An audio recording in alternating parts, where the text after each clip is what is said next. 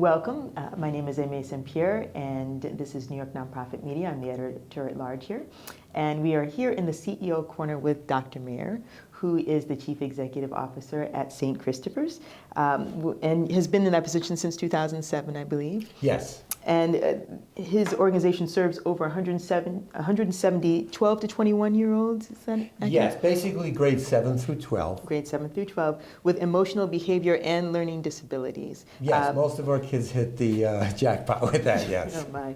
And he has both residential and day schools on 3 campuses in Westchester County, and you also work with a day school in Yonkers. That's correct, although one of our campuses is technically in Orange County.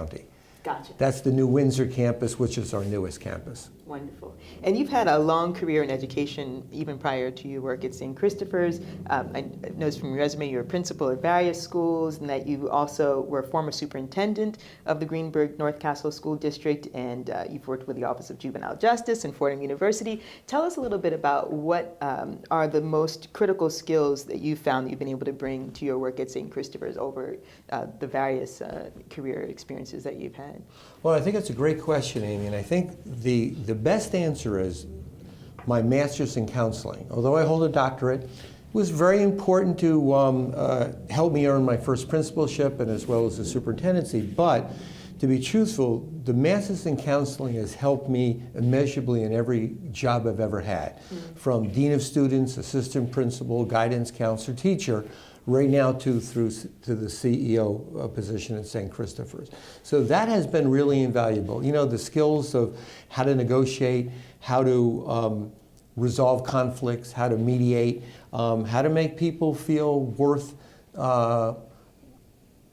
who they really should be rather than, sadly, what their family or others impose upon them. Interesting. Okay. So, you know, right now, of course, there's been a lot of conversation about the operating climate that nonprofits are working in right now, in particular with the ability to maintain fiscal health. Can you just tell us a little bit about the fiscal structure you have set up at St. Christopher's, your partnerships, et cetera, that help you to sustain so many acres and so many residential facilities and just the operation that you have? Well, we feel very blessed that we have several partners. The Office of Children and Family Services is our strongest partner, with acting Sheila Poole as the commissioner. Phenomenal leader, and someone that has always been there for us, even during the dark days, right before I arrived at St. Chris back around 2004. New York State Education Department provides tremendous funding for us, not enough, but enough so that we can really do the great job we try to do with right now maintaining an 80% high school graduation rate, even though our children are duly diagnosed, learning disabled, and emotionally disturbed. We have many great benefactors. Many of our board members do more than just volunteer. They serve as great donors at our events that we have to support the children. Those are the things we're able to do to support our marching band, which is an award-winning program, our basketball team, our volleyball and track for the girls, our Young Women's Academy. All the great things we try to do come really by benefit of donations. I understand. And so what then do you see particularly as being the biggest challenge within the operating climate?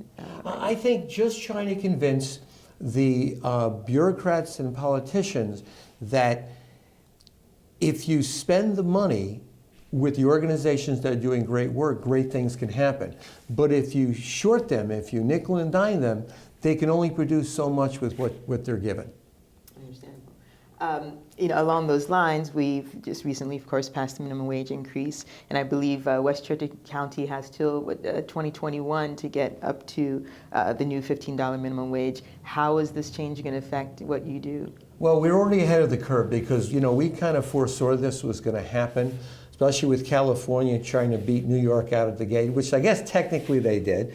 So what we did was, fortunately, because we have structured ourselves pretty good, and we also believe that if you want quality services for the children, you have to pay quality money for those child care workers, youth care workers, recreation workers, as well as clinicians. So what we did was we already included an advance so that beginning January 1st of this year, we're going to be actually the head of the state to getting to the $15 minimum wage. Smart. It sounds like a good planning process was involved there. Well, you know, we could predict the future pretty easily. We saw where the governor was headed.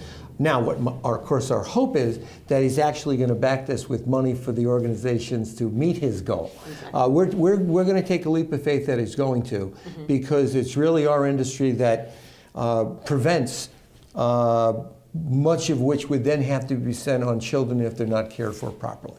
Exactly.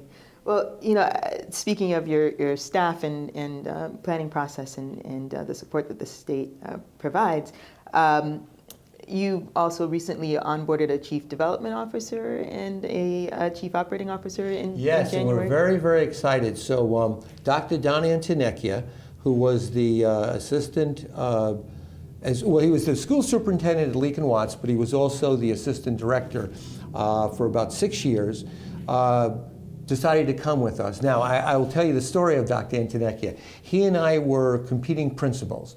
He was the principal of Pleasantville High School, and while I was the principal of Briarcliff High School, he then became superintendent. He actually beat me to the superintendency.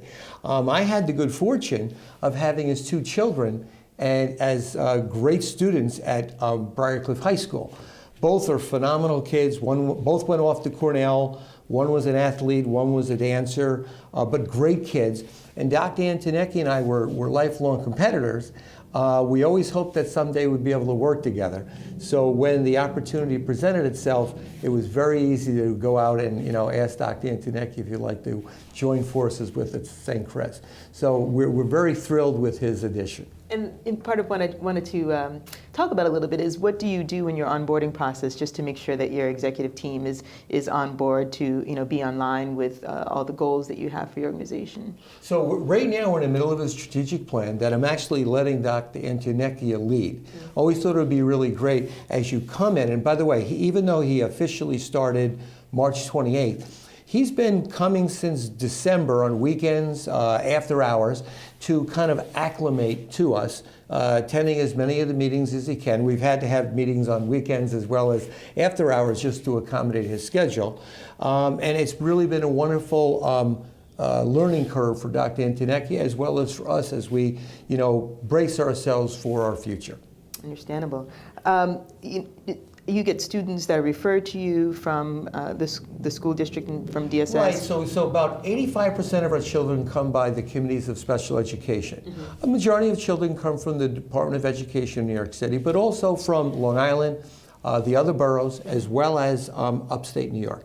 So that's our main recruitment tool. Understandable. So what is it about your program design that you think allows you to produce the most impactful results with? I think we're 24/7 education. So because even though I'm the CEO, I'm a former 30-year principal superintendent.